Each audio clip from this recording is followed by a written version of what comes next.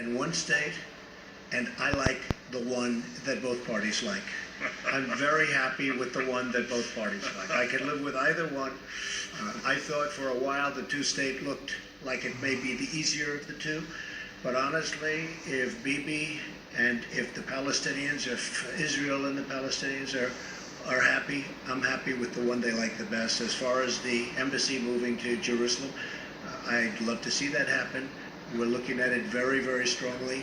We're looking at it with great care, believe me, and we'll see what happens. Okay? Thank you. I read yesterday that an American official said that if you ask 5 people what 2 states would look like, you'd get 8 different answers. Well, Mr. President, if you ask 5 Israelis, you'd get 12 different answers. But rather than deal with labels, I want to deal with substance. And something I've hoped to do for years in a world that's absolutely fixated on labels and not on substance. So here's the substance. There are 2 prerequisites for peace that I laid out to you several years ago. And they haven't changed. First, the Palestinians must recognize the Jewish state. They have to stop calling for Israel's destruction. They have to stop educating their people for Israel's destruction. Second, in any peace agreement, Israel must retain the overriding security control over the entire area west of the Jordan River, because if we don't, we know what will happen.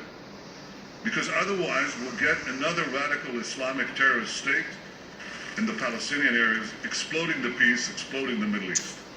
Now, unfortunately, the Palestinians vehemently reject both prerequisites for peace. First, they continue to call for Israel's destruction inside their schools, inside their mosques, inside the textbooks. You have to read it to believe it. They even denied, Mr. President, our historical connection to our homeland. And I suppose you have to ask yourself, why are Jews called Jews? Well, the Chinese are called Chinese because they come from China.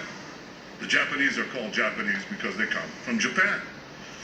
Well, Jews are called Jews because they come from Judea.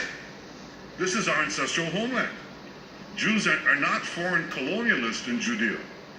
So unfortunately, the Palestinians not only denied the past, they also poisoned the present.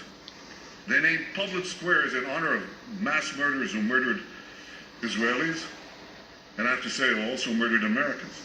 They pay monthly salaries to the families of murderers, like the family of the terrorist who killed Taylor Force, a wonderful young American, a West Point graduate, who was stabbed to death while visiting Israel. So this is the source of the conflict. The persistent Palestinian refusal to recognize a Jewish state in any boundary, this persistent rejectionism, that's the reason we don't have peace. Now that has to change. I want it to change. Not only have I not abandoned these 2 prerequisites of peace, they've become even more important because of the rising tide of fanaticism that has swept the Middle East and has also, unfortunately, infected Palestinian society. So I want this to change. I want those 2 prerequisites of peace, substance, not labels. I want them reinstated.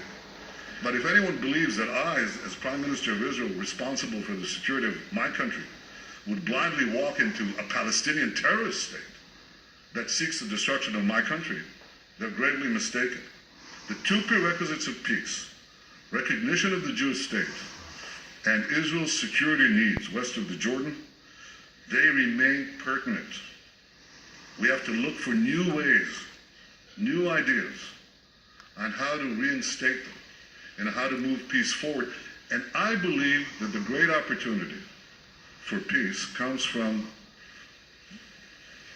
a regional approach, from involving our newfound Arab partners in the pursuit of a broader peace and peace with the Palestinians. And I greatly look forward to discussing this in detail with you, Mr. President, because I think that if we work together, we have a shot.